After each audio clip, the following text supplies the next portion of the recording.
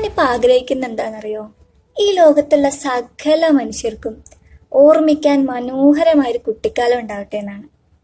ഇതിന്റെ കാരണം നിങ്ങൾക്കറിയോ? ആലോചിച്ച് നോക്കിയേ. ഈ ബാല്യം, കൗമാരം, യൗവനം, വാർദ്ധക്യം ഇതൊരു മനുഷ്യായുസിന്റെ ഭാഗങ്ങളാണല്ലേ.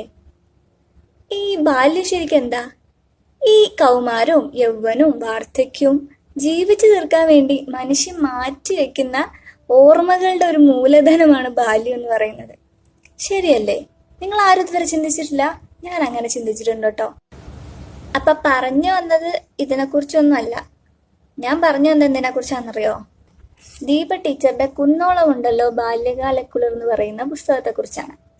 നിങ്ങൾ എല്ലാവരും വിചാരിക്കുന്ന പോലെ ഇതെന്റെ ആദ്യത്തെ വായനയോ ഒന്നുമല്ല. ഞാൻ ആദ്യമായിട്ട് കാണുന്ന പുസ്തകമല്ല ഇത്. ഇത് പുനർവായനയുടെ എത്രാമത്തെ എഡിഷൻ ആണെന്ന് പോലും എനിക്ക് ഓർമ്മയില്ല. എവിടെങ്കിലും ഒന്ന് ചിരിക്കണമെന്ന് തോന്നുമ്പോൾ, ഒന്ന് കണ്ണു നിറയ്ക്കണമെന്ന് തോന്നുമ്പോൾ ഞാൻ ആദ്യം ഓടിപ്പോയി എടുക്കുന്ന പുസ്തകം ഇതാണ് കേട്ടോ. അങ്ങനെ ഒരു പ്രത്യേകത കൂടി ഈ പുസ്തകത്തിനുണ്ട്. അതും കൂടെ പറഞ്ഞു വെക്കട്ടെ. ഇന്നെന്തോ ചെറുതായിട്ടൊന്ന് കണ്ണു നനയ്ക്കണമെന്ന് തോന്നി, അതുകൊണ്ട് എടുത്ത് വായിച്ചതാണ്. അപ്പം ഞാൻ വിചാരിച്ചു 2 വാക്ക് ഇതിനെക്കുറിച്ച് സംസാരിക്കാമെന്നുള്ളത്. അതുകൊണ്ട് മാത്രമാണ്. ഇനിയിപ്പോൾ മലയാളം പുസ്തകങ്ങൾ വായിച്ചു തുടങ്ങാൻ ആഗ്രഹിക്കുന്നവരാണെങ്കിൽ ഏറ്റവും നല്ല ഒരു തുടക്കമായിരിക്കും നിങ്ങൾക്ക് ഈ പുസ്തകം.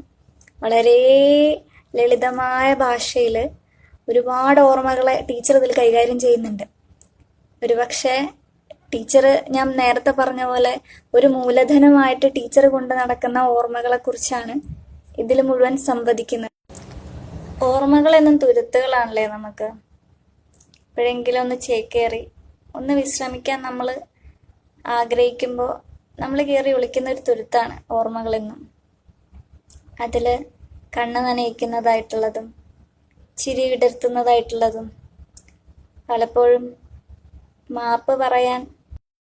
മാപ്പ് അപേക്ഷിക്കാതെ പോയ പല തെറ്റുകളും വീട്ടാതെ പോയ കടങ്ങളും ഒക്കെ അതിലുണ്ടാവും. പക്ഷെ അത് വീട്ടാതെയും മാപ്പ് അപേക്ഷിക്കാതെയും അതവിടെ കിടക്കുമ്പോഴാണ് അതൊരു മനോഹരമായ ഓർമ്മകളായി മാറുന്നത്, അല്ലേ? ഇത്തരത്തിലുള്ള ഒരുപാട് ഓർമ്മകളെ കൂട്ടി വെച്ചിട്ടാണ് ടീച്ചർ ഈ പുസ്തകം മുഴുവൻ നിറച്ചിരിക്കുന്നത്. ഒരു കഥയുടെ അവസാനമായിട്ട് ടീച്ചർ ഇങ്ങനെ എഴുതുന്നുണ്ട്: ഓർമ്മകളെ, സമയം അളന്ന് ജീവിക്കുന്നതിനിടയിൽ നിങ്ങൾ എന്നിൽ നിന്നും ഓടി മറയരുതേ.